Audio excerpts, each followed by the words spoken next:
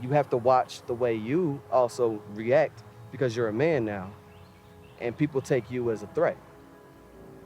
Whereas if you were a female, oh, they're just bickering. That's what women do. But when you're a man, it's like, oh, you threatened her. I'm gonna have to write you up. I'm gonna have to fire you. I'm gonna have to terminate you. People mess up your life because they don't understand you. And you're not even expected to defend yourself. Lucah Rosenberg, welcome Hey. to Daily Xtra. Thank you so much. So we're here to talk about your movie, Passing. So what prompted you to make this film?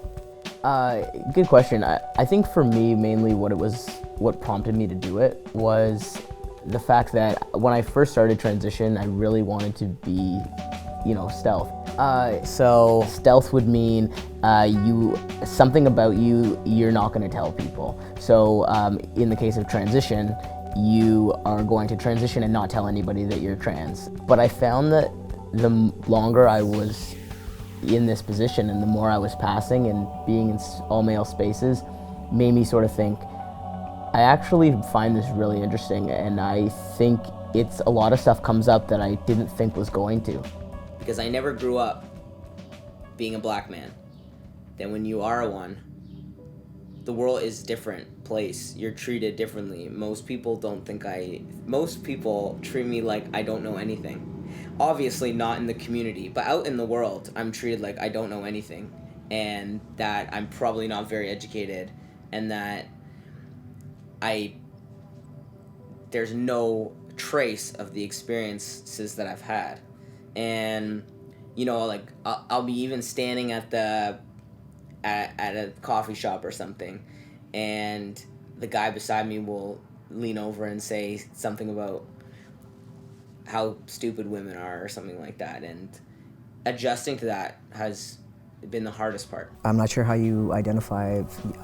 I always say I used to be a woman. I'm not sure if that's how you identify, but in who you were before, and having been socialized that way, do you find that you still get the same reactions from people around aggression? I was walking on the street one time late at night. I think I was, in this black sweater, and there was a white couple in front of me. And I was walking, like a few feet away from them, and the guy turned around and asked if I would pass them. And working my first job as a black male where no one knew, I think people really, the initial impression that people get is that, okay, this guy's gonna be, I can say homophobic things to him, I can say sexist things to him, and I can say probably racist things to him because he's gonna agree. But it's true about being aggressive and defending, because the risks, as I said, are just so high. To stand up to authority, to be, to play that role of not taking shit from people, it's so different in a white body than it is in a black body, and how that's read by the world.